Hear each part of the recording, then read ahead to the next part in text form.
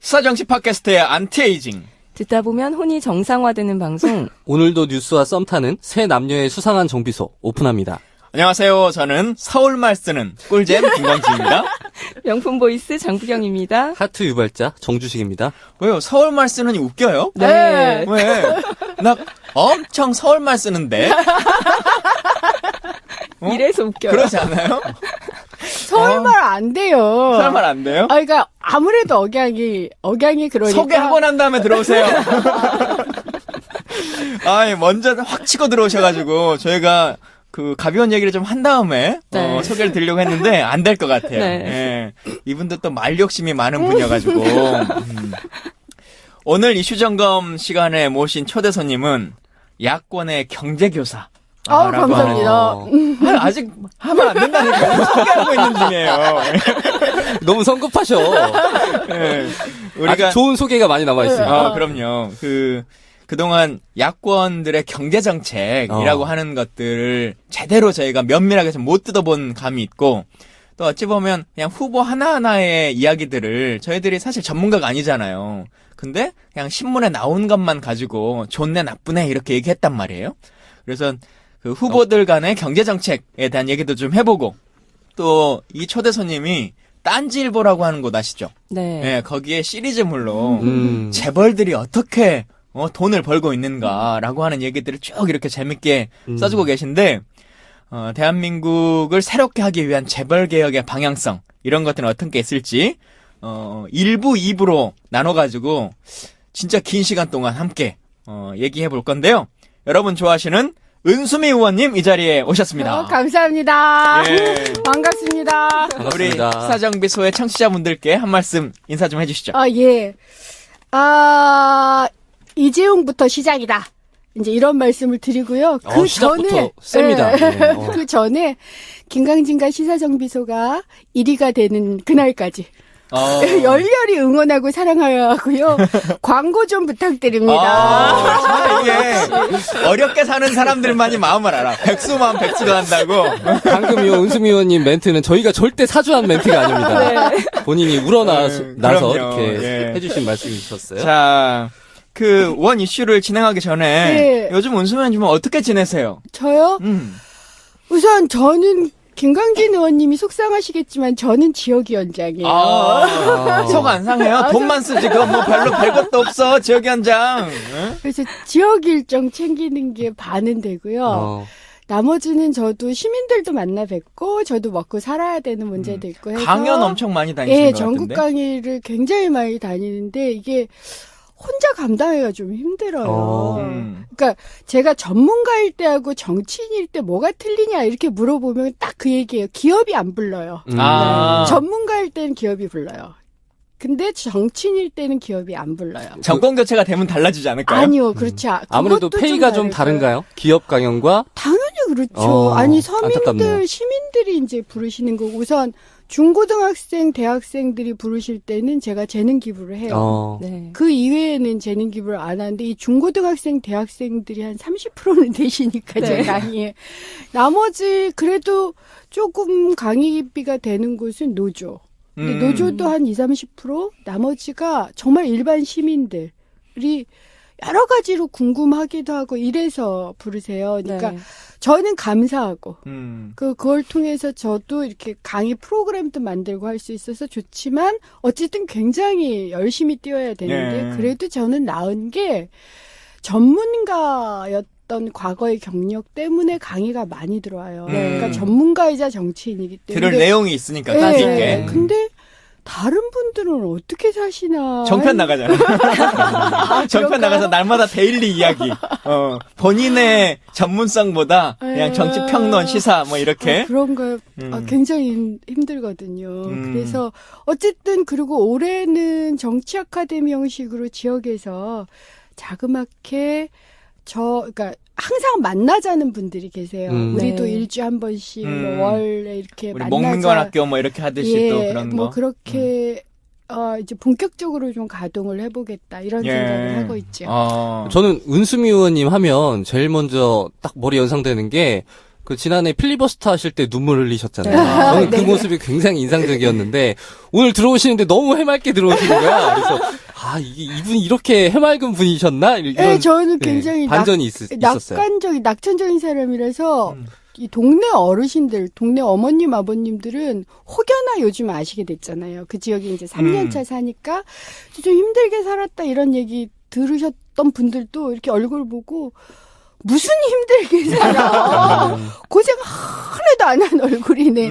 그거에 저는 부모님께 감사드리죠. 네, 진짜 동안이시잖아요. 방송 나가는 날이 네. 의원님 필리버스터 하신 날이에요. 네. 필리버스터 딱 1주년. 아, 그래요? 2월 예. 24일? 예. 그렇구나. 벌써 1년이 됐구나. 벌써 1년인데 소감이 어떠세요? 1년 동안 이제 백수가 된 거예요. 그래도 저는 필리버스터의 기적이 없었다면, 그러니까 그건 시민이 만들어준 기적이고, 저는 필리버스터가 없었다면 4년 내내 실패한 의원이라고 생각하면서 위축되어 있었을 거예요. 제가 이제 강진 의원도 그런 경우 많이 당하는데, 인권과 존엄 이런 얘기를 뭐 본회의장에서 하고 그러면 막 새누리당 의원들이 야, 그럼 너 종북이지? 월북해? 막 이런 소리만 듣고, 그리고 나 나름대로 열심히 맨날 북한 인권 얘기한다고 막 그러고. 나 나름대로 열심히 하는데도 인지도는 오르지 않고 네. 그리고 후원금도 모금이 안 네. 되고 그래서 내가 참 무능력하구나. 나는 시민들하고 소통을 할 줄 모르나? 그래도 내가 현장에 365일 동안 320회 간 적도 있어요. 그런데 나는 너무너무 무능력하고 내가 전문가로서는 괜찮은데 정치인으로서는 좀 낙제점인가 보다. 이렇게 생각 많이 했었어요. 한노위원 하면은 노조 이런 데서 후원금 금방 차지 않아요? 우린 그렇게 알고 있는데. 그러니까 희한하죠. 저만 안 되는 거예요. 어. 그게 제가 주로 다니는 현장이 이제 비정규직 현장이면 후원금을 달라고 하는 게 아니라 제가 주고 와야 후원 돼. 영수증을 맞아요. 쓰고 와요. 네.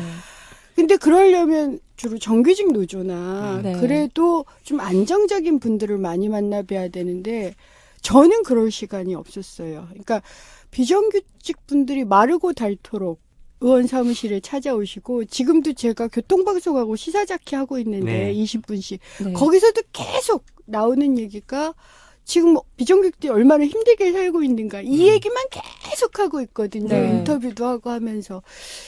그러다 보니 어쩔 수 없는 면도 있지만 그렇다 해도 예를 들어서 이완영 의원 한노위에 같이 계셨잖아요. 예. 그분은 11월 달이 되기도 전에 꽉꽉 차요. 근데 저는 반도 안 차 그러면 이게 위축돼요. 국방회도 11월 달 되기 전에 다 차요. 그래요? 그래서 이제 그렇게 생각을 하다가 네. 필리버스터를 겪으면서 제가 정말 이티하고 지구인이 만나는 것 같은 느낌이었던 게 나하고 비슷한 생각을 가진 사람들이 훨씬 더 많았고 내가 길을 찾지 못했던 거였고 결국은 누군가는 언젠가는 듣는구나. 이런 자신감을 팍팍 심어주신 기회여서 그때 시간으로 얼마 하셨죠? 10시간 18분이었고요. 네. 10시간 18분. 유관진 의원님 몇 시간 하셨죠? 저는 저거에 반도 못했어요. 아니요. 실제로 근데 제가 5시간 30분 했는데 전체 필리버스터 하신 분들 평균 시간으로 치면 제가 적어요. 예. 아니 근데 저는 김광진 의원께 정말 감사드려요. 제가 그날 기억해요. 그냥 하여튼 필리버스터 하는 걸로 여론이 돼서 네. 결국 그렇게 간 거 아니에요. 의원총회에서도 사실상 결론은 못하는 걸로 내릴 뻔했는데 간 거예요. 근데 김광진 의원은 이미 카톡에다가 필리버스터 해야 된다라고 입장을 표명하고 막 그 순천에서 올라오는 길이었어요. 올라와서 하기로 한 거야. 할 수 있는 사람이 누구냐고요. 네. 그러니까 김광진 의원처럼 사실은 필리버스터를 동의한다라고 공식적으로 얘기한 사람이 6명, 7명밖에 안 돼요. 그 중에서 정보위에 있으면서 이걸 다룬 유일한 사람이에요. 그러니까 김광진 의원 정말 전혀 준비 안 하고 그냥 올라갔고요. 저한테 그때 김광진은 기억 못 하실지 모르는데 제가 몇 시간 버텨주실 수 있어요? 그랬더니 5시간을 못 하겠으니까 이랬어요. 그래서 있는 자료 그냥 가지고 올라갔고 사실은 자료가 더 이상 없어서 자료 준비도 안 하고 그냥 있는 거 가지고 올라간 거예요. 자료가 없어서 더 이상 못한 사람이에요. 근데 김강진 의원이 그렇게 버텨주는 바람에 사실은 제가 준비할 수 있었고 훨씬 더 용감해질 수 있었던 거예요. 그냥 뚜벅뚜벅 올라가서 처음 했던 쟤도 하는구나. 이런 거. 쟤도 저 준비 없이도 저렇게 하는데 설마 내가 못하리라. 이런 그 희망의 증거가 된 거죠. 많은 사람들에게. 예. 그래서 제가 간혹 강의할 때 전국 강의 갈 때 제가 의원들 이름을 공개적으로 잘 안 올려요. 이름을 입으로. 근데 김강진 의원 얘기는 꼭 해요. 진심으로 감사한다고. 제가 처음으로 이런 얘기를 하는 거죠. 감사합니다. 두 분이 나란히 19대 국회 그 비례로 같이 그렇죠. 들어가셨죠? 예. 친하신가요? 그럼요. 네, 제가 강진 의원을 좋아해요. 젊고 잘생겼잖아요. DMR은 다시 한번 생각해 보시면 잘생긴 왜요? 거 맞나요? 네. 국회에 있는 분들의 평균으로 보면 언제나 그 모집단이 중요해. 아주 국회 모욕 발언으로 네. 삐 처리해 주세요. 그리고 굉장히 신선한 분이에요. 지금도 그렇지만 아무래도 국회의원 평균 나이가 50세가 넘다 보니까 아날로그적 사고들을 많이 하시는데 김강진 의원은 디지털적 사고를 하고요. 그다음에 그 트윗 날 폭파됐을 때 있었잖아요. 네. 저는 그걸 넘어설 수 있을까? 그게 굉장히 고통스러웠고 힘겨운 일도 그걸 넘어서더라고요. 네. 제가 그 패기, 그 열정, 그 신선함 때문에 계속 지켜보게 되는. 그러니까 미리 불렀어야 되는데. 그래요? 약하네. 이제 이렇게 덕담을 이제 받으셨으니 이제 평을 한번 해주시죠, 김 의원님이. 네, 은수미 의원님은 뭐 그냥 개인에 대한 평 호불호보다도 아마 오늘 1시간 반 동안 이 팟캐스트를 들어보시면 왜 사람들이 은수미 하는 줄 알겠구나 라고 하는 생각을 하실 거예요. 그냥 단순하게 정치인들 중에서 보면 페이스북에 멋진 말, 사이다 발언 한두 마디 던지고 막 무슨 당내 사람들 지적하고 막 이제 이런 걸로 그게 정치다라고 하는 분들도 많이 있고 그걸로 인기를 끄는 분들도 있는데 실제로 의정활동이라는 걸 해보면 그 현안에 대한 깊이가 스스로가 갖고 있어야 상대방과 논쟁을 벌일 때 이겨낼 수도 있는 것이고 본인의 대안이라고 하는 것을 만들어낼 수도 있고 물론 저희가 이제 19대 국회는 야당 의원으로서의 생활만 4년을 내리했던 그것도 여소야대의 네, 야당만 맞아요. 했기 때문에 결과를 만들어내지 못했다라고 하는 아쉬움들은 누구나 안고 있습니다만 그럼에도 불구하고 그 안에서 장관과 싸워서 우리가 원하는 답을 얻어내려면 표피적인 그냥 신문에 나오는 거 한두 마디 혹은 카메라에서 멋지게 야 너 똑바로 해라 이러고 한마디 하는 걸로 끝나서는 안 되거든요. 근데 환노위원회 안에서의 여러 가지 활동들 그리고 을지로위원회에서의 현장의 모습들 이런 것들을 보면 진짜 저런 분이 다시 국회로 가야 된다. 저 개인적으로 이제 은수미 의원과 진성준 의원이라고 하는 분이 진짜 국회로 다시 꼭 가야 된다라고 하는 생각을 많이 갖는데 그 모습을 여러분들이 1시간 동안 더 보실 수 있을 것 같습니다. 네, 감사합니다. 아까 제 트위터 폭파 이제 이 얘기 말씀도 하셨는데 최근에 비슷하다고 보기는 어렵지만 비슷하지 않죠. 그건 제가 잘 착각한 거니까. 에피소드가 하나 있어가지고 많은 분들이 우려와 염려를 좀 했었던 적이 있어요. 그러니까 어쨌든 굉장히 놀라게 해드려서 사과드리고 그 카톡 털렸던 그 사건 말씀하시는 거죠? 아이패킹. 근데 정말 제가 해킹이라고 믿었어요. 근데 어쨌든 다른 분이 실수를 하신 게 분명해졌고 그분이 나중에 좀 늦게 말씀을 했지만 압수수색 영장까지 제가 발부받으려고 그랬거든요. 그걸 지금 중단시키느라고 난리를 치고 있는데 어쨌든 해킹이 아니었는데 제가 그 사건에서 제가 배운 건 뭐냐면요. 나도 위축됐구나. 그러니까 제가 의원 때도 통신검열을 받았지만 의원 끝나고 나서도 통신검열을 받았어요. 3건을 확인을 했거든요. 그러니까 그런 건을 경험을 계속하면 위축되는 거죠. 그렇죠. 그런데 제가 요즘 김재동 씨의 여러분도 그럴 때 있으시죠라는 굉장히 재미있는 책이 있어요. 그걸 읽고 있는데 재동 씨가 뭐라고 써놨느냐면 그 노제 사회를 봤대요. 노무현. 노제 사회를 보러 가기 전에 국정원 직원이 찾아와서 그러지 마라. 참가하지 마라. 이랬다는 거예요. 그래서 술 마시고 멋있게 얘기를 했어. 난 갈 거다. 그리고 집에 들어왔는데 다리가 확 풀리더라면서 제가 그 에피소드를 읽으면서 그래 모두가 그렇지 뭐. 그러니까 위축됐다는 거 별거 아니야. 그리고 그래서 이제 여러분들께도 혹시 그럴 때 있으실 텐데 그래도 위축되지 마시고 쫄지 마시고 응원하고요. 여기에 제 민원 하나만 좀. 예. 더. 네. 과연 저희가 해결할 수 있을까요? 제가 사실은 3월 중순경에 책이 하나 나와요. 예. 그래서 이제 추천사를 받으려고 어. 그 부제가 알바가 힘이 될 수 있을까요? 뭐 이런 게 부제예요. 받으려고 온갖 백방으로 수소문하면서 그러니까 부탁을 하고 있는데 답이 없는 거예요. 그래서 김재동 씨한테요? 네. 제동 씨 및 매니저님 혹시 이 방송을 들으시면 추천사 써줄 수 있다? 아니면 없다.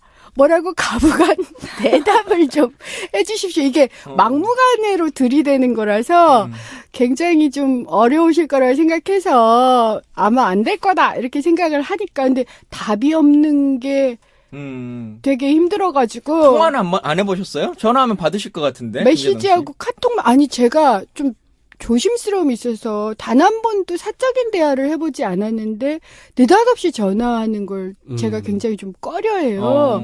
그러니까 메시지도 하고 카톡도 하고 매니저한테도 보내고 제동 씨한테도 보내고 온갖 어젯밤에는 자정에 가부간 대답 좀 해주세요. 혹시 이 핸폰은 제동 씨 안타깝다. 핸폰이 아닌가요? 뭐 이렇게도 질문을 올려놨거든요. 여기 부탁드립니다. 오셨으면 저한테 추천사를 써달라고 하셔야 되는데 여기 와가지고 김재동 씨한테 추천사를 써달라는 민원을 하시니 아니 같은 업계는 이거 안 참- 됩니다. 저는 같은 이거 업계가 우리가 아닌. 해결할 수 있는 민원인가요? 김재동 씨가 이거 들으실까요? 한번 얘기는 전달을 잘 해보도록 하겠습니다. 아니 제가 요즘에 지금 딱 제가 허경영 씨한테 이러고 있어 지금 문자 보내고 카톡 보내고 어떻게 지나시나요?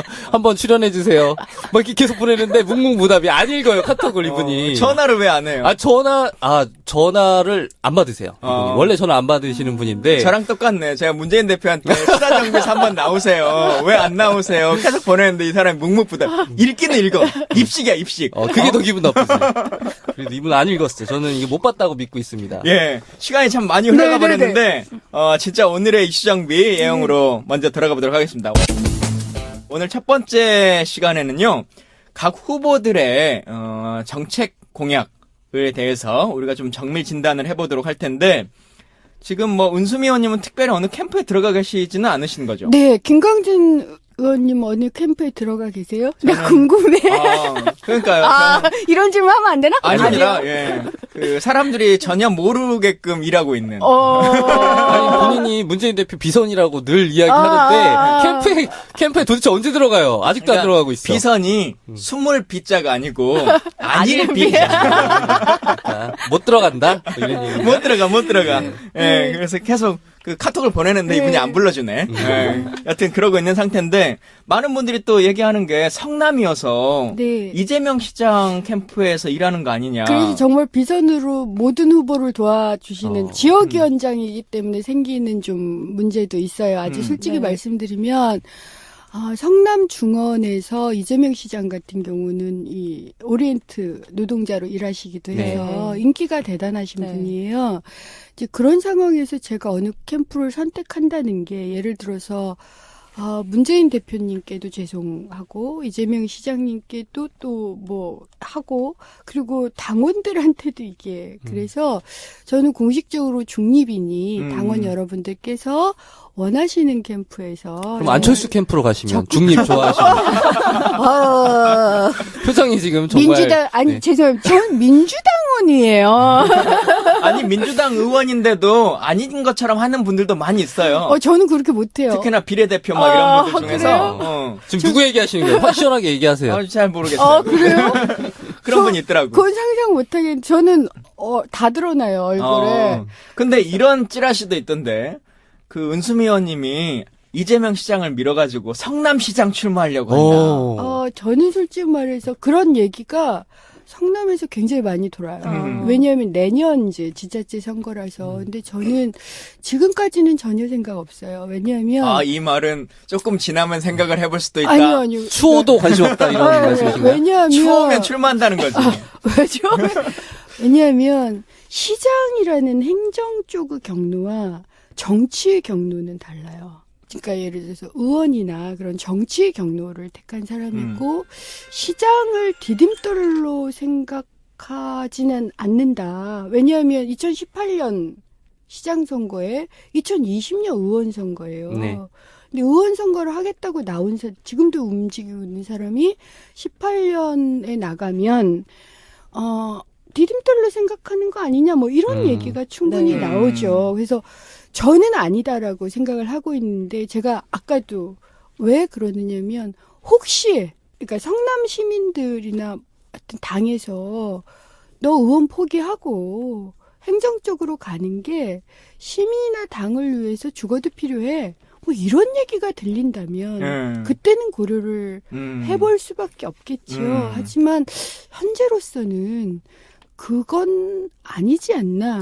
그러니까 네. 정치인이 이런 공헌을 일단 하면 안 된대요. 반은 발을 들여놓은 것 같아요. 얘기 들어보니까 근데 반은. 제 예. 생각에는 행정가가 어쨌든 국회의원으로서 정치인으로서 더 도움이 될 수도 있지 않을까요? 아 물론 전 네. 도움은 되는데 생각을 해보세요. 그럼 2018년에 시장 선거하고 2020년에 또 의원에 나와요? 이제 그건 안 나오고 아니잖아요. 시장을 계속 하셔야죠. 그러니까 그건 그러면 길이 달라지는 거죠. 정말 근데 저는 길이 달라지는 그냥 거죠. 선택하라 그러면 네. 시장 하고 싶어요. 그러니까 성남시장은 사실은 크니까 국회의원도 거기 3명, 4명인가요? 4명. 4명.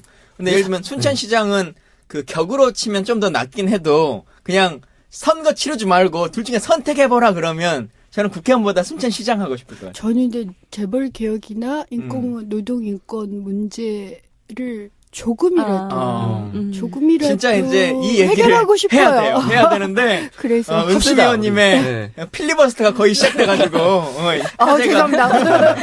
대선 주자들의 경제 정책에 대해서 한번 이야기를 듣고 싶은 거잖아요. 네. 근데 아마도 우리 청취자분들은 뭐 다른 주자들보다 민주당의 빅3 후보 요 세 사람의 경제 정책에 대해서 좀 관심이 많으실 것 같아요. 예. 그래서 3명의 이야기를 순서대로 한번 해볼게요. 먼저 문재인 후보의 정책은 네. 어떤 건가요? 간단하게만 얘기를 하자면 문재인 전 대표는 국민 성장론, 안희정 지사는 공정 혁신 개방, 이재명 시장은 적폐 청산, 공정 경제, 공정 국가 건설 이렇게 나눠볼 수가 있을 것 같은데 각 후보별로 하나씩 좀 살펴봐야 될 것 같아요. 예. 먼저 문재인 전 대표의 경제 정책, 국민 성장론 이거 어떻게 보세요? 저는 그러니까 우선 후보별로 이렇게 하기보다 네. 저는 여기 계신 분들도 그런 생각을 하실 텐데 왜 후보별로 구분이 돼요? 굉장히 비슷하지 않아요? 네, 맞아요. 그리고 네. 요 정책과 2012년 정책도 굉장히 비슷해요. 비슷해요. 네. 왜 그러신다고 이걸 뺏긴다라고 생각하시지 말고요.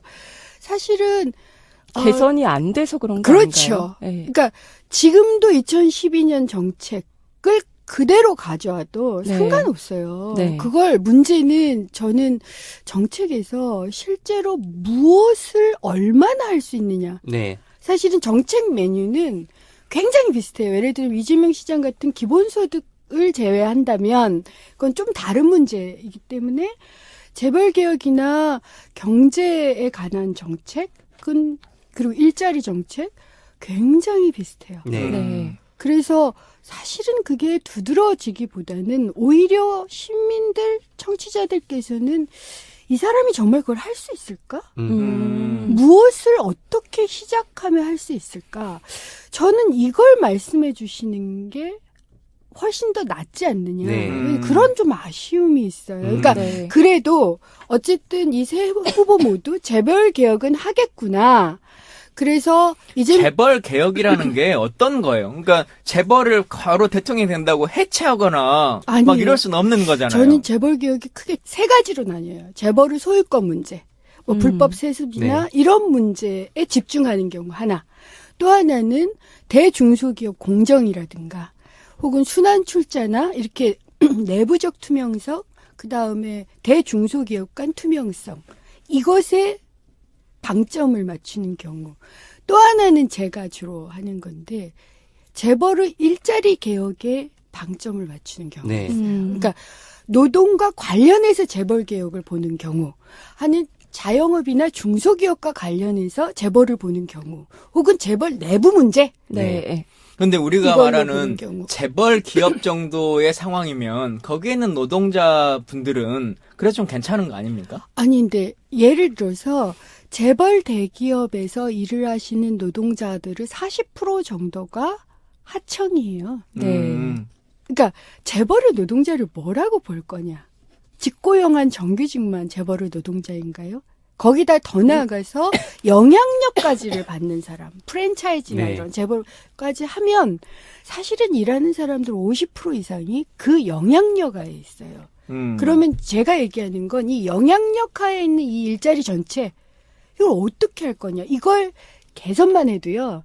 위에서가 개선이 되잖아요. 쫙 그러니까 일자리 문제의 50% 이상이 해결돼요. 사실은. 네. 개선이라 하면 조금 구체적으로. 예를 들어서 이런 거죠.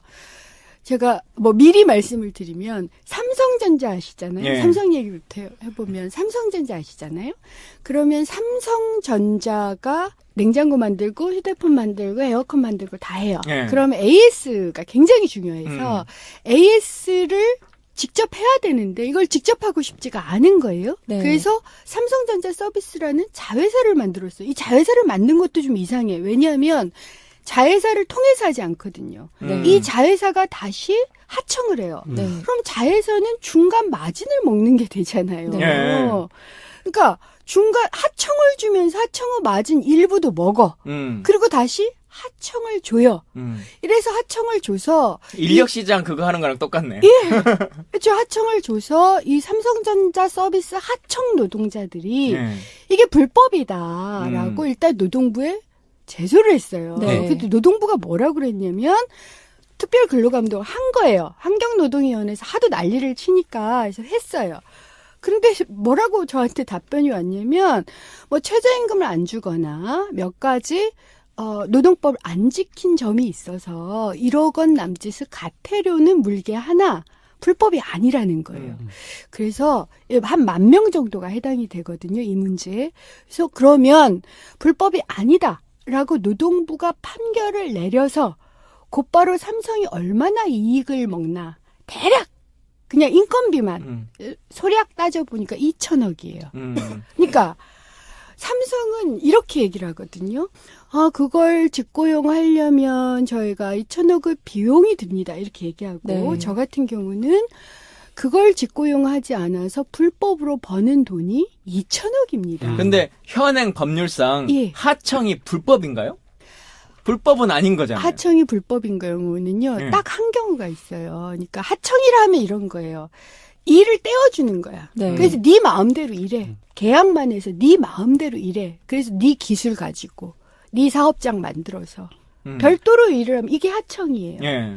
그런데 노무 하청이라고 하는 건 일을 하는데 노무만 무슨 뜻인지 아시겠어요? 예를 그게 들어서 그런 파견 도급 예, 그렇죠. 그 도급이 문제였나요? 이제 네. 하청인데요. 이 경우는 반드시 파견 계약을 해야 되는데 파견 계약하지 않고 그냥 하청으로 인력을 사람을 가져다 쓰는 거예요. 이 경우는 사실상 불법이에요. 그러니까 그분들이 사실상 다른 회사 이름으로 월급을 받으면서 네. 마크는 삼성 AS센터라고 다는 것 당연히 이게 그렇죠. 문제인 거죠. 예, 그래서 아니 옷도 삼성 AS 네. 옷 있고요. 심지어는 소비자들한테 받는 돈이 있잖아요. 수수료. 예, 예. 그것도 삼성으로 입금돼요. 음. 출퇴근 시간 관리 다 되고 심지어 채용 모집 교육. 교육도 또 한마디 해야 된다. 삼성전자 서비스 같은 경우는 교육을 AS 삼성이니까 하청이라도 교육을 빡세게 시켜요. 그러면 그 교육비는 삼성이 된다. 이렇게 생각하실 텐데 아니에요. 국민 세금으로 여러분 세금으로 돼요. 왜 어떻게 해요? 어떻게 그게 또 가능하냐면 재벌이 돈 버는 법이 나오는데. 네, 삼성이 이 하청업체를 쫙 모아가지고 컨소시엄을 구성하고 네. 대중소기업 동반 성장이다 해서 프로젝트를 내요. 정부에. 실제로 대중소기업 동반성장 지원 프로젝트 같은 것도 있거든요. 그래서 교육비를 받아내요. 그렇게 해서 삼성만이 아니라 그렇게 해서 이 재벌 대기업들 30대 재벌 대기업들 등이 받은 교육비 명목으로만 세금으로 지원받은 게 1년에 1,000억. 엄청난 돈을, 그러니까 이렇게 저렇게 하는 걸 저는 불법이라고 얘기를 네. 하고요. 노동부는 뭐라고 얘기를 하셨느냐면 네. 서비스 업종이라서 불가피하다 이렇게 답을 하신 거예요. 불가피하다는 게 뭐죠? 서비스 네. 업종의 특성상 이런 거예요. 그러니까 예를 들어서 현대도 지금 불법을 하고 있잖아요. 네. 현대는 공장에 이렇게 모아놓고 컨베이어 벨트로 쭉 하면서 하청 정규직 이렇게 서서 일을 하거든요. 네. 그러니까 눈에 확 띄어요. 모아져 있어. 그런데 삼성전자 서비스 하청 같은 경우는 전국에 100여 개가 센터별로 하청이 돼 있어요. 그러니까 한 공간에 없고 이게 예를 분산돼 있고. 분산돼 있고 앱으로 이 지휘 명령도 네. 하고 뭐 이러는 것에 대해서는 그건 뭐 서비스의 특성상 불가피한 거고 그걸 굳이 불법이라고 볼 수 있냐 이렇게 답을 해버린 그러면 거예요. 반대 논리로 치면 현대자동차처럼 같은 공간에 있는 것은 불법이라고 얘기합니까? 네, 불법이라고 아. 이미 대법원 판결까지, 그러니까 2004년에 노동부가 판결을 내렸고, 그러니까 제조업에서는 불법이라고. 그걸 그럼 불법이라고 한 이후에 그게 개선이 돼요? 안 됐어요. 그럼 그냥 과태료 조금 매번 내고 처리합니까? 이게 어떻게 된 거냐면, 어. 이거 현대는 굉장히 심각한 문제였어요. 2004년에 네. 노동부가 9,000명 불법이다 이렇게 얘기를 했고요. 2010년, 12년, 심지어 16년까지 대법원에서 계속 불법 판결이 나왔어. 이 현대도 도저히 어쩔 수가 없는 거예요. 그동안 현대는 어떻게 버텨왔느냐면 우리나라가 집단소송제가 없어요. 지금 후보님들 거기에 집단소송제라 네, 맞아요. 이런 들어가 거예요. 있어요. 집단소송제가 없다 보니까 개인이 소송을 내요. 네. 그러면 불법 판결은 그 개인이 낸 소송에 한정돼요. 네. 그러니까 얘의 업무는 불법이었을지라도 다른 사람은 소송하지 않았어. 다른 네. 업무는 같은 업무인데 불법이 아니야. 이렇게 버텼다가 그러니까 그 일을 100명이 해도 네. 본인이 혼자 소장을 내면 그 그렇죠. 사람 것만 해결해 주지. 예. 나머지 99명은 뭐 필요하면 너도 재판하든가 이렇게 하는 거죠. 예. 집단소송제가 없어요. 네. 그래서 이번에 계속 집단소송제들 도입하시겠다는 걸 제가 굉장히 긍정적으로 생각하는데요. 그게 용어로 치면 다중 대표 소송이 건가요? 다중 대표 소송하고 집단 소송하고 좀 다른 약간 건가요? 뭐 비슷비슷하기도 하고 음. 약간 다르기도 한데요. 어쨌든 그렇게 생각하시면 돼요. 그러니까 다중을 대표해서 누가 하다가 내든가 예. 아니 집단적으로 뭐 노조에 의뢰해서나 뭐 이런 식으로 내든가 하여튼 이런 자유가 좀 있어야 되는데 없는 거예요. 그러니까 항상 10명이 한꺼번에 다 개인으로 소송을 하든가 네. 이래 버려야 돼요. 그러면 이제 현대가 도저히 안 되겠다 싶어서 어떤 이제 꾀를 내셨느냐면 소송이 늘어나니까 소송한 사람들한테 소송을 하지 않으면 내가 신규 채용을 해주마. 직고를 하겠다는 거예요. 네. 그러면 현대로서는 어떤 이익이 있냐면 우선 소송을 안 당해요. 예. 그렇죠? 신규 채용을 하니까 원래 이게 불법 파견이면 그동안의 임금 10년치 이걸 다 토해내야 돼요. 네. 아. 정규직보다 50% 적게 준 거니까. 재판을 해가지고 판결이 나면. 예, 판결이 나면. 그러니까 그것도 안 토해내도 돼. 예. 네. 그렇죠. 그리고 어쨌든 나 신규 채용했어. 음. 뭐 6,000명을 단계적으로 하겠다라고 얘기했어. 이게 해결된 거 아니야? 그리고 불법을 했다라는 것에 대해서 사과할 필요 없어요. 신규 네. 채용했다고 또 인센티브 뭐 이렇게 받고. 그렇게 그럼, 되는 네, 거예요. 노동자 입장에서는 소송을 하는 게 난 거네요? 그러니까 직접 고용을 되는 것보다. 안 그래요. 그러면 힘든 게요. 네. 우선 이게 12년 정도 걸린 소송이에요. 네. 아. 어떻게 버텼다고 맞아요. 생각하세요? 해고되고. 맞아요. 못 삶이 진짜 진짜. 명 짧은 사람은 소송 못해. 못 버티고요. 그나마 현대는 사내하청 노조라도 있어서 버텼죠. 네. 그런데 못 버텨요. 소송 못해요. 네, 맞아요. 네. 그러니까 웬만한 노동자들은 혼자서 혹은 뭐 개별로라도 모여서 소송 못해요. 그러니까 집단 소송제가 있으면 이게 가능하지요. 네. 제 생각에 그리고 재벌들이 이렇게 하청을 주고 이렇게 하는 거는 그 노동자에 대해서 결국 책임을 지지 않기 위해서 하는 또 하나의 꼼수라고 볼 수 있지 아주 않아요? 정확하게 지적하셨는데 네. 요즘 이제 사회가 제가 세상이 바뀌었다. 네. 예전에는 근로계약, 고용계약이라는 걸 하고 재벌이 네. 지배를 했어요. 그래도 네. 지금은 고용계약 하지 않는 거예요. 그러면 모든 법을 다 벗어날 수 있죠. 벗어날 수 있어요. 음. 그래서 이게 뭐 천지 사방이 다 그러니까 특히 백화점 같은 데는요. 네. 여러분들이 보시는 대부분이 백화점에서 파견이거나 소수가 파견이고 나머지 하청 아니면 자영업자예요. 맞아요. 예. 그런데 그 롯데나 신세계나 현대가 모든 걸 다 지배해요. 심지어는 자영업자가 자기 직원을 뽑는 것도 컨펌 받아야 돼요. 그러니까 박근혜 대통령은 최순실을 컨펌만 받은 것 같은데 이분들은 그 백화점에 들어온 브랜드의 컨펌하고 맞아. 백화점 자체의 컨펌도 예, 받아요. 뭐 인테리어도 어떻게 네, 하고 뭐 직원도 예, 어떻게 뽑고 완전히. 뭐다 하는 면접을 거죠. 3번씩 보더라고요. 어. 백화점에 입점을 하려면 여러 네. 번을 보고. 우리 후보자별 정책 뭐 얘기를 한다고 처음에 사실 시작했는데 더 중요한 문제가 예, 있었군요. 뭐 노동 이야기들이 쭉 나오고 앞서 의원님이 설명해 주신 것처럼 각각의 후보들 하나하나의 문제보다 한국 사회에 가지고 있는 이 적폐라고 예. 하는 것을 많은 사람들이 공감하지 못하면 어려워지는 거잖아요. 그래서 저는 결론적으로는 세 분 후보가 약간의 차이는 있지만 네. 재벌개혁이나 일자리를 공정하게 만들겠다라는 점에 있어서는 굉장히 비슷하고 2012년 때도 비슷했다. 네. 이걸 비슷한 걸 뭐라고 얘기하지 음. 말고 그래서 재벌개혁하고 일자리 공정성으로 가는구나. 문제는 이걸 어떻게 할 수 있는가. 그게 정책의 문제가 아니에요. 결단의 문제라고 제가 항상 말씀드려요. 우리 조금 다른 얘기 중간에 하고 제가 넘어가고 싶은데요. 이제 정치 얘기도 있지만 여기 듣는 분들 중에서 우리 정치인들 많이 아는 것 같아도 잘 모르는 경우들이 정말 많거든요. 뭐 은수미 의원님도 뭐 저도 그렇겠지만 필리버스터 뭐 이거 몇 가지만 알지 이 사람이 진짜 뭐 어떤 삶인지도 잘 모르는 경우들이 많은데 은수미 의원님 하면 노동 이렇게는 생각을 하는데 어떤 노동 전문가로서의 쭉 이력이 있으셔가지고 국회에 오시게 되는 거죠? 또 제 자랑질도 좀 해야지. 제가 주로 노동 중에서도 자영업, 비정규직 이런 문제에만 집중을 했어요. 그러니까 이 사람들이 시민이 되면 모든 게 다 된다. 그러니까 한국노동연구원에서 예. 연구위원으로 그렇죠. 계실 때 요것만 집중을 하다 보면 어떻게 되면 이것과 세금도 연관이 되고 이것과 재벌도 연관이 되고 요것과 기업 지배구조도 연관이 되고 노조도 연관이 되는 거예요. 네. 딱 이 이슈에 주목을 했었어요.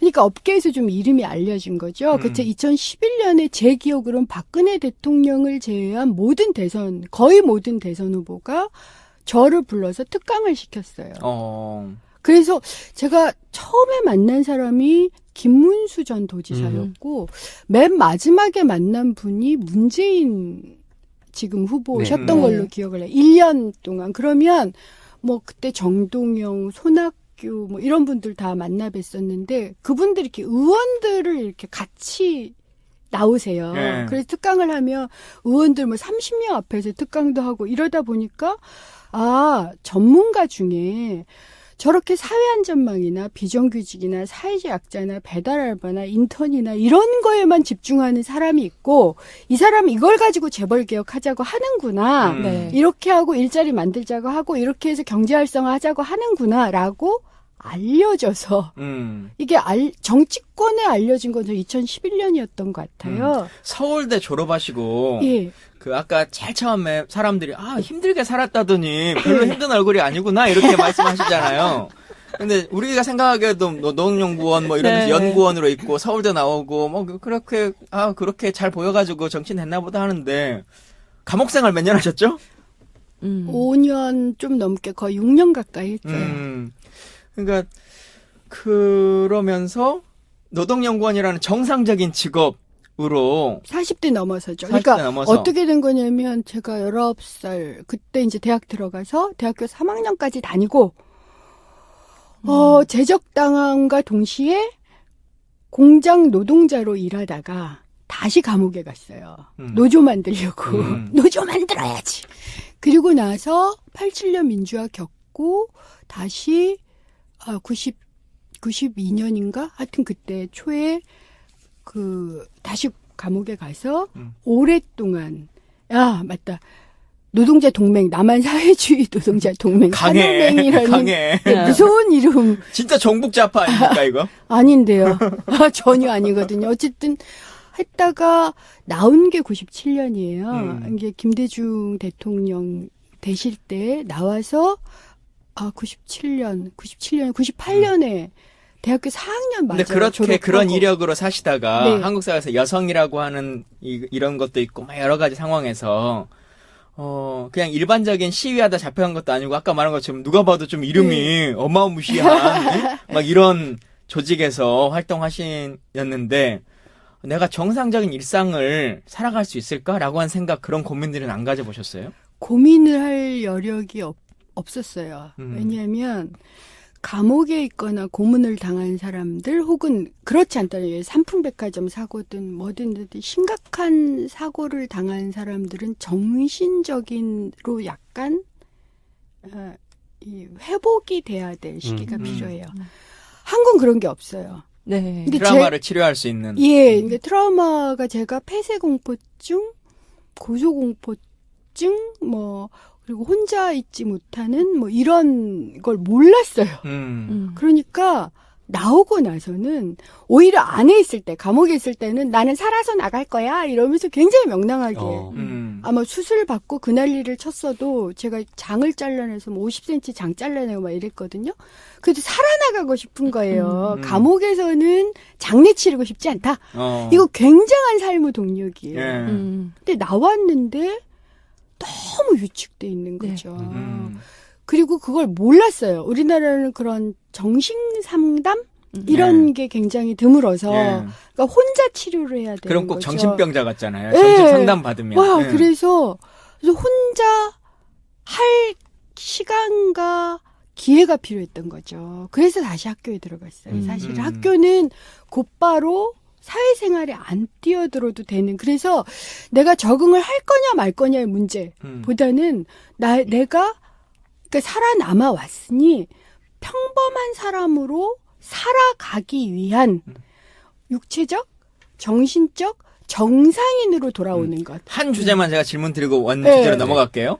그러니까 그런데도 또 생각해 보면 특별히 아르바이트를 하면서 한 것도 아니고 예. 뭐 이런 그 경제적인 궁핍함이나 막 이런 것도 좀 아니었을 것 같고 느낌에 뭐 석박사 이렇게 따고 하는 것도 다 하시는 것 같고 네. 한데 왜 어느 순간에 갑자기 대한민국 사회 문제가 알바나 사회적 뭐 기층민이나 이런 사람에게 가장 큰 문제를 내가 꼭 안고 해결하고 싶다라고 하는 계기는 어떤 게 있으셨어요? 초등학교 3학년 때요. 어. 저는 굉장히 어릴 때부터 꽂혀 있었어요. 초등학교 3학년은 알바 이런 게 거의 없었던 시기일 것 그때는 같아요. 그냥 그 시절은. 노동. 응. 그러니까 그때 제 친구들이 그러니까 그때는 섞여 살았어요.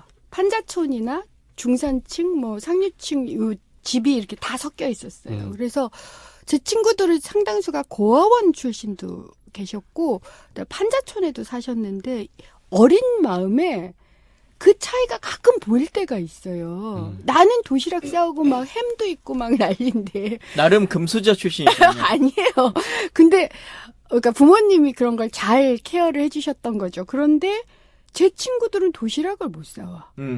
내 친구 집에 가서 놀았는데 벽이 퍽 무너져요. 그게 지역은 서울에 사셨어요? 신림동에 20년간 살았어요.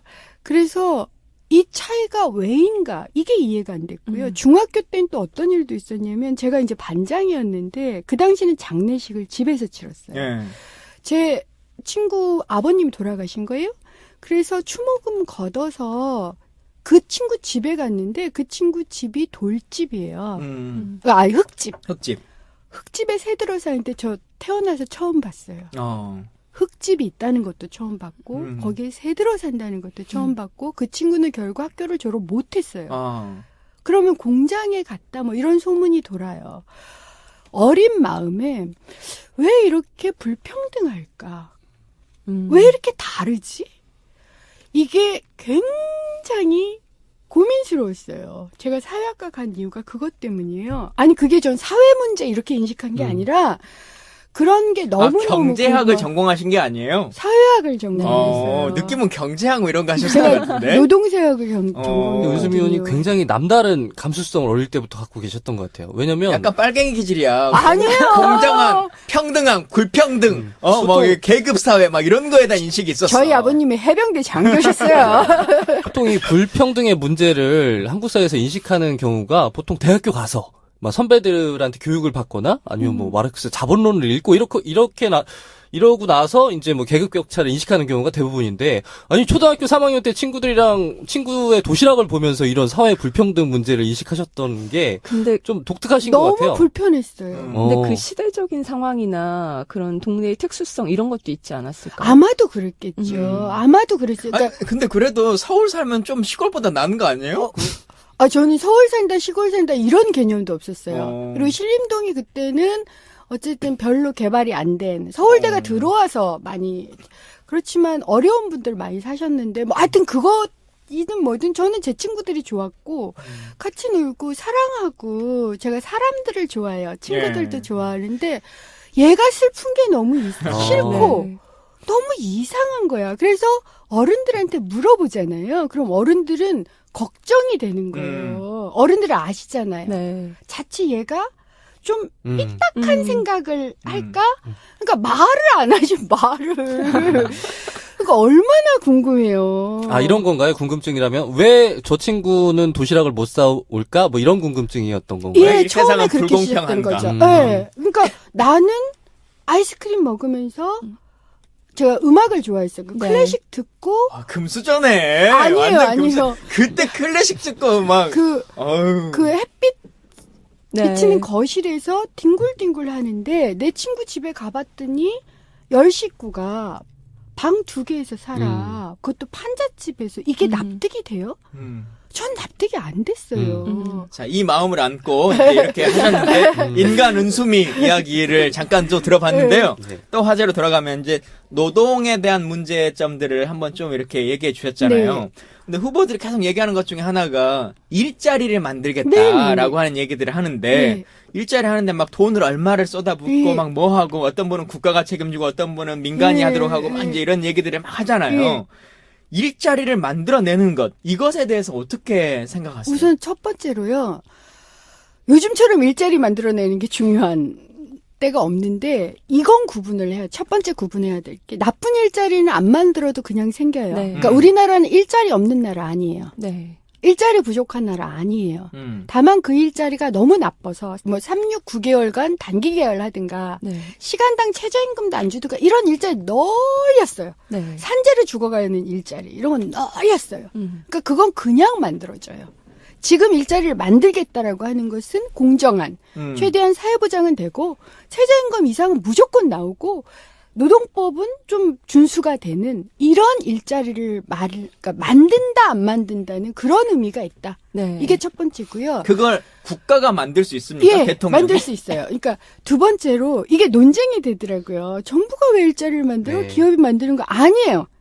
전 세계적으로 왜냐하면 요즘 기업들이 일자리를 안 만들려고 그래서 더 심각한데 우리나라도 생각을 해보세요. 아무리 기업이 돈을 벌어도 예를 들어서 지금 재벌 1% 재벌 대기업이 쌓아놓고 있는 부동산만 2015년 현재 960조예요. 흔히 말하는 사내 유보금. 사내 유보금은 아니고 부동산이니까 그냥 네. 부동산. 그 다음에 사내 유보금에 많이 해당되는 이제 전체 기업이 쌓아놓고 있는 현금성 자산 2015년 현재 670조예요. 이거 합쳐보세요. 1600조예요. 돈은 있어. 네. 그런데 이분들이 뭘 하냐면 이걸 가지고 금융으로 돈을 벌든가 현대처럼 10조 5,500억 들여서 건물 사서 네. 거기서 또 임대해서 재개발하거나. 돈을 벌든가. 그러니까 생산과 고용을 안 해요. 그러니까 기업이 사회에 기여하는 방법은 과거에는 생산과 고용이라고 생각을 했는데 그러지 않아도 돈을 벌 수 있기 때문에 안 해요. 네. 이게 우리나라가 좀 심각하긴 하지만 전 세계적 추세이기도 해요. 그러다 보니 정부 역할이 훨씬 더 강화돼요. 과거에도 공공복지나 이런 건 다 정부가 했어요. 네. 그래서 이제는 그러면 좋은 일자리를 무조건 만든다. 나쁜 일자리는 그냥 생겨나니까 좋은 일자리를 무조건 만들고 좋은 일자리 만드는 거에 있어서 정부 기업 없다. 그러니까 기업이 안 만들면 만들게 해야 되고 그럼 그 와중에 지켜만 봐요? 안 그래요. 정부 하면 돼요. 공공서비스, 공공복지, 지하철 뭐 이런 모든 걸 생각을 해보세요. 인천공항공사 다 정부가 만들 수 있어요. 병원 가장 중요한. 그러니까 국민의 생명과 안전에 관한 업무를 중심으로 해서 하청을 하지 말고 정부가 직접 좋은 일자리를 만든다. 이게 왜 안 돼요? 해야 돼요. 근데 네. 이제 그 문제가 나올 때마다 항상 나오는 게, 그걸 어떻게 다 국민 세금으로 정기적으로 감당해 주냐. 아유, 라고 하는 얘기들이 많이 나오잖아요. 제가 이제 그래서 또 이런 얘기도 드리는데 삼성이 정유라한테 지원한 게 220억이잖아요. 그렇죠? 그 돈으로 뭘 할 수 있는가? 항상 제가 이런 얘기를 들어요. 네. 이 돈으로 이걸 환수하거나 그럴 수 있는 거 아니에요? 네. 그러니까 세금을 더 늘리는 게 아니라 조세 정의를 실현해서 220억을 가지고 할 수 있는 게 얼마 전에 고이 김군 배달 알바생이 배달을 하다가 사고를 당해서 하반신 마비가 됐는데 이 친구가 근로계약이 없어요. 네. 그래서 산재 판정을 못 받았어. 그러니까 완전히 이 어린 나이에 하반신 마비가 됐어요. 그러니까 이런 배달 알바 친구들이 전국에 2만 명이 있어요. 네. 그럼 이 친구들한테 산재만 적용이 되면 이런 일은 어쨌든 없잖아요. 그럼 이 220억 가지고 이 친구들 전체한테 최소 21년간 정부가 그냥 산재 지원을 해줄 수 있어요. 네. 21년, 최대 80년까지. 그러니까 제가 다시 말씀드리는 건 조세 정의만 회복하면, 그러니까 예를 그게 들어 흔히 말하는 법인세 인상 뭐 이런 건가요? 법인세 인상은 우선 그러니까 계산을 해보면 이런 거예요. 불법 세습이나 뭐 이런 걸 좀 완화시켜서 우리가 완전히 없애지는 못한데 완화시켜서 그걸 제대로 받고 뭐 이거 증여세나 받고 뭐나 이런 걸 것들? 받고 그다음에 노무현 정부 때도 법인세는 인하했었어요. 네. 그때가 25%, 네, 지금 맞아요. 22%. 네. 그러니까 노무현 정부 때 수준의 법인세.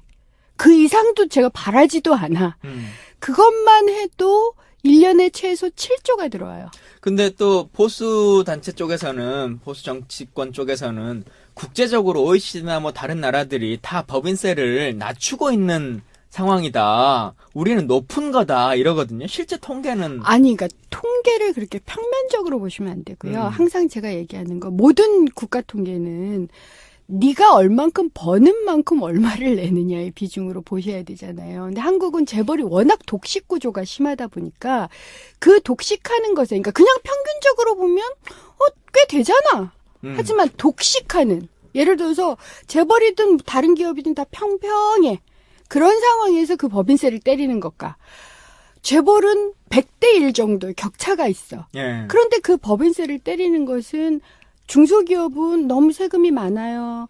재벌은 껌값이죠. 이렇게 되는 거예요. 그러니까 한국의 구조로 보면 우리나라 특히 재벌 대기업에 대한 법인세는 너무 적고요. 더 나아가서 제가 심지어 이것까지 제가 양보할 수 있어요. 그래, 좋아. 그러면 이건 하자. 그러니까 그러니까 예를 들어서 강진 의원이 이자 뭐 이런 걸로 산을 살 수 있는 사람은 아니지만 어쨌든 이자 살 수 있는 예. 이자나 이런 걸로 어쨌든 먹고 사는 예. 금융 투자나 이런 걸 한다라고 생각해 빚을 내는 사람 말고요. 그렇죠. 빚 안 내고 맨날 빚만 내니까 빚은 내는 거라고 생각하지. 이자를 받아서 살 수 있다고 생각을 한 번도 안 해봤네. 뭐 임대료 수입 이런 걸로 사는 사람은 우리나라 국민은 최대 38%까지 세금을 내요. 아시죠? 기업이 이걸 하면요. 22%밖에 안 내요. 그러면 기업이 생산과 고용에 투자하는 것은 그래 22%로 해주마. 지금 법인세처럼. 그런데 너희들이 임대료 받고 건물 사서 투기하고 이런 것에 대해서는 국민하고 일단 똑같이 해. 이렇게만 해도 1년에 세수가 3, 4조가 들어요. 그러니까 우리는 불법, 편법, 탈법 특권이 너무 심해서 그걸 세금과 연결시켜가지고 재벌 대기업, 1% 기업, 제가 전체 1% 기업에게만 집중을 해도 최소한 그냥 세수가 3, 4조가 들어와요. 그럼 이 3, 4조로 뭘 할 수 있냐? 모든 국민에게 산재뿐만 아니라 사회안전망을 구직 청년, 자영업자에게까지 깔 수 있어요. 그거 까는데 최소 1조 7천억밖에 안 들어요. 그 재벌들한테 제가 오늘 너무 저만 얘기를 많이 하려고 하는데, 예, 그 재벌들한테 돈을 더 받는 방법도 있긴 있는데 사실은 국민들 입장에서 보면 좀 안타깝지만 재벌이 돈을 더 내든 덜 받든 내 삶이 별로 안 달라지는 것 같다라는 생각이 들잖아요. 법인세를 낮추든 높이든. 물론 말씀하신 것처럼 그 돈 있으면 무슨 사회 안전망도 할 수 있다 뭐 하지만 그러든 말든 뭐 그러나 저러나 내 월급이 올라가는 건 아니고 이렇게 생각하는데 그럼 법인세 말고 우리의 세금을 좀 낮춰줄 수는 없습니까? 새로운 나라에서는? 근데 아니, 그 전에 예. 덧붙여서 얘기하자면 오히려 시민들이나 언론에서 보면 예를 들면 삼성이 지금 이재용이 구속이 됐잖아요. 그럼 예. 삼성이 무너지면 뭐 한국 경제 전체가 무너진다. 예. 뭐 이런 식으로 호도하는 것들이 계속 나오잖아요. 이거에 대한 설명도 같이 해주시면 좋을 것 같아요. 우선 네. 제가 이제 최태원 회장 건을 설명을 SK. 드려요. SK 최태원 회장이 2년 6개월인가 사셨어요. 그래서 네. 사면으로 나왔죠. SK 무너졌던가요? SK 잘 나갔어요. 그리고 최태원 회장께서 사면 받자마자 나와서 한 게 뭐예요? 자기가 사랑하는 여자하고 살겠노라고 이혼 소송하겠다고 성명 낸 게 처음이에요. 이게 뭐냐고요. 그래서 재벌 총수에 대해 걱정하지 마세요. 재벌가의 이 기업에서 다니는 경영진이나 직원들 굉장히 훌륭해요. 우리나라 최고 엘리트들이 있어요. 그 사람들도 최선을 다하고 있으니 그거 걱정하시지 마. 오히려 오너 리스크가 훨씬 더 심각하다. 이 사람들이 뭔 짓을 할지를 모르는 거예요. 그러니까 저는 오히려 총수들께서 손을 떼고 감옥에라도 가 계시는 게 재벌 기업과 한국 경제를 위해서 좋을 수도 있다. 이 점도 우선 하나 말씀드리고요. 두 번째 이제 광진우 의원께서 말씀하신 저는 왜 재벌 개혁을 하든 말든 내 삶에 별로 상관없어. 그러니까 경험이 없는 거예요. 재벌 개혁을 하면 그 혜택을 예를 들어 안전망으로 받든가 복지로 받든가 할 수 있었어야 되는데 한국에 그 경험이 별로 없어요. 그러니까 정치 효능감의 문제인 것 같아요. 효능감 문제가 또 하나가 있고요. 그래서 저는 아까 이렇게 세금을 줄여주는 거 이게 거의 불가능한 게 왜 그러냐면요. 지금 법인세를 못 내는 기업이 40%예요. 다른 세금 내요. 부가가치세도 내고 법인세만 못 낸다. 그래도 법인세는 기본인데 그 정도로 어려워요. 여기 뭐 팟빵이나 여기는 어느 정도 세금 법인세를 어떻게 내실 수 있는지 모르겠는데 못 내는 기업이 매출 이익이 안 나와요. 그래서 못 내는 기업 40%. 그러면 거꾸로 소득세, 다른 세 다 내요. 네. 뭐 교통세니 뭐니 여러분들 다 내시는데 그중에 소득세를 낼 수 있다는 건 그나마 뭐 좀 있는 일자리에 있다는 거예요. 네. 소득세 못 내는 국민이 40%나 돼요. 면세점 이하가 기업과 국민 모두 너무 많아요. 그건 권리가 없는 거예요. 내가 내 일자리, 그다음에 내 기업이 너무 힘들어서 네. 그래서 지금은 세금을 낼 수 있는 권리를 드리는 것. 이게 전 훨씬 더 중요하다고 봐요. 그래서 혹자들은 이런 얘기도 하세요. 나중에 국민들한테 증세해야 되는. 저는 지금은 절대 안 해요. 그러니까 이 소득세도 못 내는 40% 엄청나게 많거든요. 이분들이. 네. 40%면 몇백만 명인데. 이게 1,000원씩 거둘 수 있어요. 하지만 그 동의를 받으려면 이것도 증세인데 그 동의를 받으려면 저는 공정성, 재벌 개혁을 통해서 이렇게 공정하게 됐고 내가 1,000원이라도 내면 정부가 나를 위해서 정말 정의를 확보해 주는구나. 이 신뢰가 없는 한 저는 증세 굉장히 어렵다고 생각해요. 아까 총수 구속이 되면 무슨 일이 생기냐 뭐 이런 걱정들을 많이 하시는데 실제로 그 재벌에선 무슨 일이 생기냐면 일단 큰 사업 계획을 다 중단한다 그래요. 그러니까 왜냐면 대외적으로 실적을 낮춰서 보여야 되니까 이거 총수가 구속돼서 우리가 이렇게 네. 실적이 안 나왔다라는 걸 보여주기 위해서 큰 프로젝트들, 고용계획, 채용계획 이런 거를 일단 잠정 다 중단을 한다고 합니다. 그래서 일부러 망가뜨리는 거죠. 자기 실적을. 예를 들면 1조 매출이 목표였으면 이거 달성 안 해. 일부러 이렇게 뭐 예를 들면 7, 8천억 정도만 달성하고 총수가 없어서 우리가 일을 못 합니다. 이렇게 읍소를 계속 하는 거죠. 그래서 이런 착시에 우리가 좀 속지 말아야 될 것 같고 또 아까 세금 깎아줄 수 없냐라고 말씀하셨는데 실질적으로 어렵다 하셨잖아요. 근데 간접세를 좀 깎아주는 거는 가능할 수 있지 않나 이런 생각이 들거든요. 담배값이나 뭐 이런 거. 그렇죠. 담배세 이런 거, 담배값 같은 거 소주값. 너무 많이 올리고 이랬잖아요. 그건 기름값 이런 거. 그런 건 가능해요. 그러니까 그건 매번 좀 하는 것 같아요. 유류세 인하는 매번 대선 끝나고 하자마자 해요. 근데 이게 저는 그걸 그다지 좋아하지 않는 건 시혜성이어서, 그러니까 전 담배세를 반대한 사람이었기 때문에 담배세 같은 경우는 정책적으로 고려해 볼 수는 있지만 시혜성 조세 감면은 전 좋지 않다. 그러면 우리가 서로 약간의 투기가를 하게 돼요. 네. 그러니까 국민을 신뢰하지 않으니까 너 그래도 뭐 제스처라도 해. 네. 이렇게 되는 거고, 오히려 그것보다는 여러분 정말 저는 그 시혜성으로 이런 걸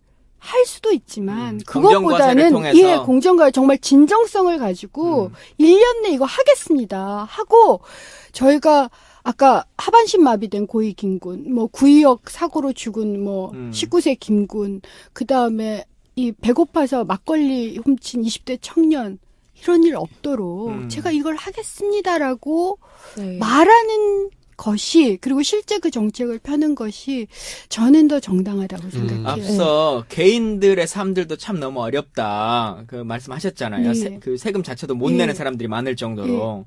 그런 것과 연계돼서 나오는 게 우리 가계부채가 뭐 1340조 정도 돼요. 1340조 이렇게 한다고 하는데 이 문제는 해결해 줄 수 있는 방법이 있습니까? 일부가 있죠. 지금 저는 이건 이제 이 부채 전문가들이 좀 더 점검을 네. 하셔야 되고, 너무 급상승을 해서 좀 걱정스러워요. 지금 부채 규모가 어느 정도냐면 가계부채가 한 1340조 돼요.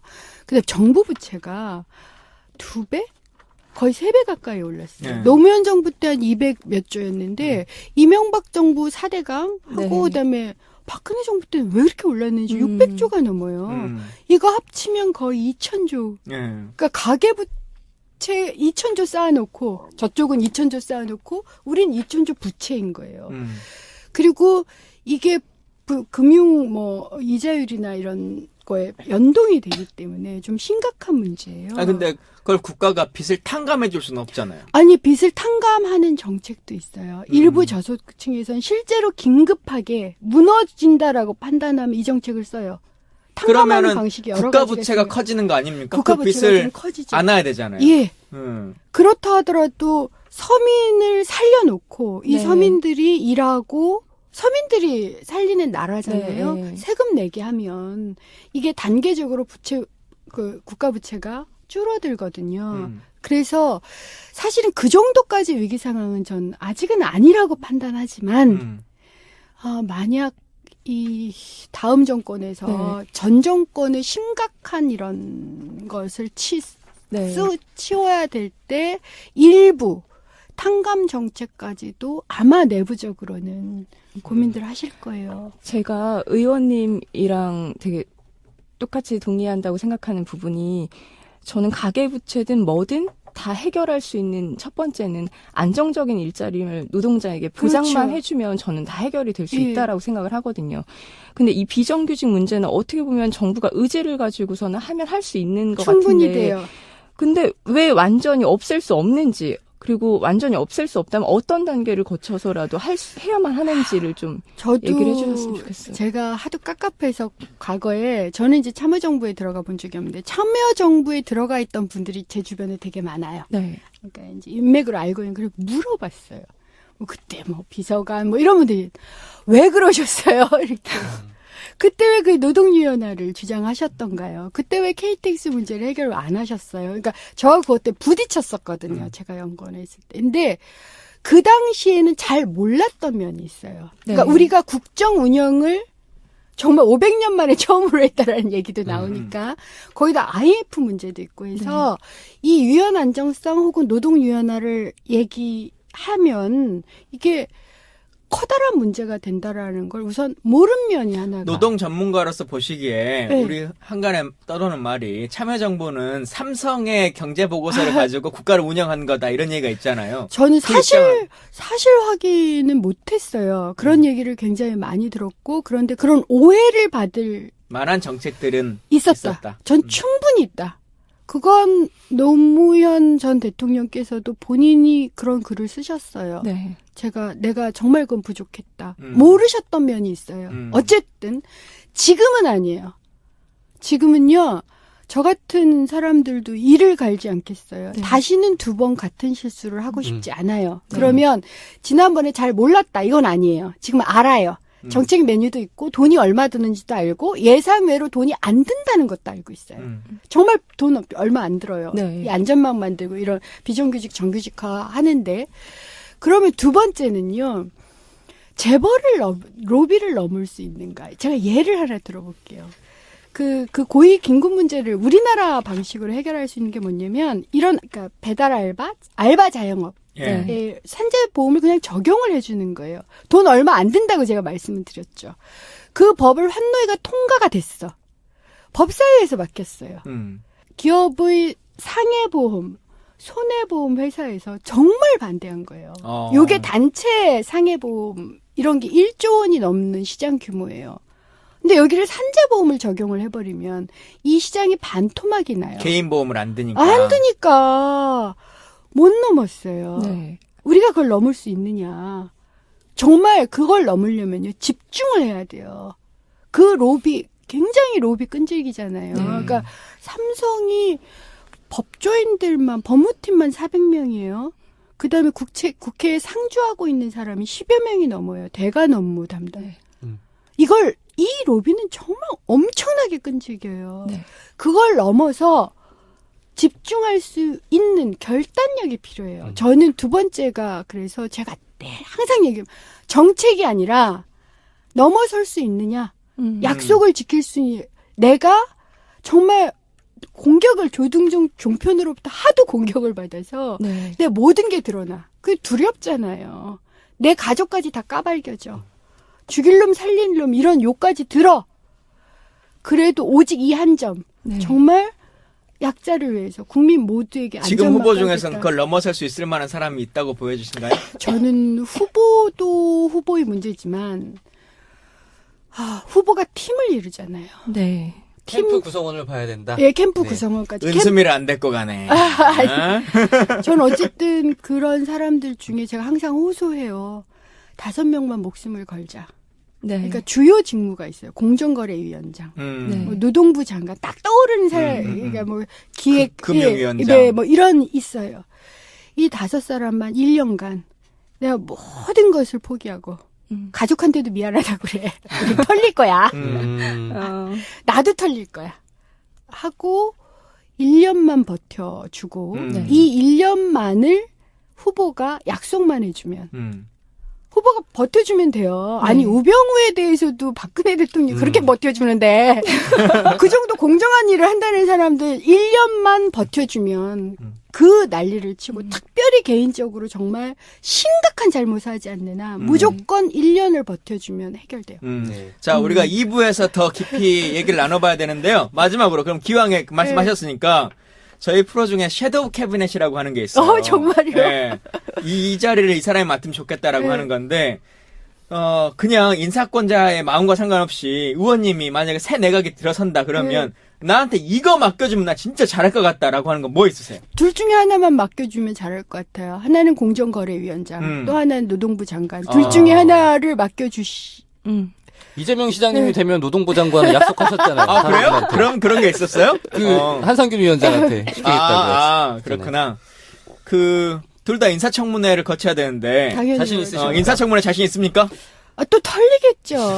그러니까 털려서. 털려도 저는 넘어질 할 거예요. 자신 있습니까? 알겠습니다. 저 자. 역대 섀도우 캐비넷 사상 이렇게 시원하게 이야기해 주신 건 처음이었어. 아무도, 과욕이지. 저는 아닙니다. 저는 뭐, 욕심이 없습니다. 이렇게 말씀하셨는데.